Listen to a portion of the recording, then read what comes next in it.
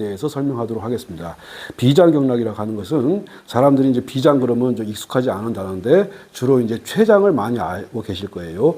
오른쪽 배꼽 뒤로 등 쪽으로 있는 것은 간이 될 것이고 왼쪽 등 쪽으로 있는 거 허리 그 콩팥 바로 위에 있는 것이 비장이 될 것인데 그 비장 저는 비장이라고 말을 하지만 췌장이라고 알아들으시면 됩니다. 요 췌장 같은 경우는 다들 아시겠지만 췌장 같은 경우는 아주 중요한 소화기관 중에 하나거든요. 요 췌장에 문제가 생기게 되면은 당연히 췌장에 문제가 생기면 암이 생긴다든가 아니면 당뇨가 생긴다든가 또 인슐린 분비에 문제가 생긴다든가 이런 문제가 발생합니다. 당연히 인슐린 분비에 문제가 발생하게 되면은 당연히 당뇨가 올 것이고 당뇨는 결국 췌장 관리를 똑바로 못했기 때문에 발생하는 현상입니다. 그러면 췌장, 즉 비장을 관리하는 데 있어가지고 어디를 관리하면 되느냐?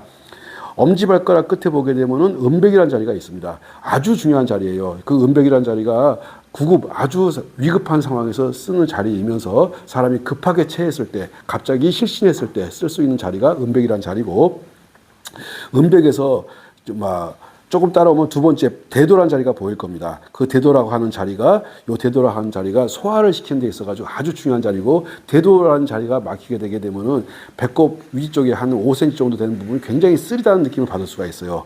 해서 사용을 할 때는 음백만 사용하지 마시고 음백과 대도를 함께 사용하면 좋습니다. 그 다음에 태백이라는 자리는 이루 말로 형용할 수 없을 만큼 중요한데, 이 태백이라는 혈자리는 어디로 이어지냐면은 목구멍에 있는 혀뿌리로 이어집니다. 다시 말씀드릴게요. 태백이라는 자리는 목구멍에 있는 혀뿌리로 이어집니다. 그래서 갑자기 사람들이 짧은 발음을 한다든가, 그러니까 발음을 잘 하고 있다가 갑자기 말이 짧아진다든가 했을 때 그 태백이라는 자리를 관리해 주게 되면은 혀가 길어지면서 그 짧은 소리를 없앨 수가 있습니다. 혀가 말려 들어가거나 할 때 쓸 수 있는 자리가 태백이라는 자리고, 그 다음에 공손이라는 자리, 그 다음에 상구라는 자리, 그 다음에 삼음교, 음릉천.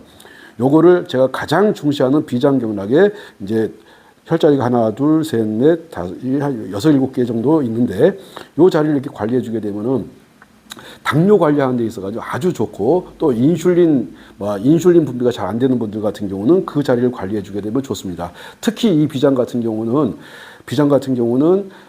당뇨 관리에도 중요하지만 그것이 소화 관리할 때, 그 다음에 치아, 윗니에 문제가 발생을 했을 때, 그 다음에 피부에 문제가 발생했을 때, 이럴 때 위장경락과 비장경락을 함께 관리하면서 대장경락, 폐경락을 함께 관리해주면 좋습니다. 다시 한번 말씀드릴게요. 피부에 문제가 발생했을 때는 폐경락, 대장경락, 비장경락, 위장경락을 함께 관리해 주시게 되면은 피부병들은 다 잡을 수 있습니다. 피부병이라고 하는 것은 피부염이라든가 알러지라든가 아토피라든가 두드러기라든가 아니면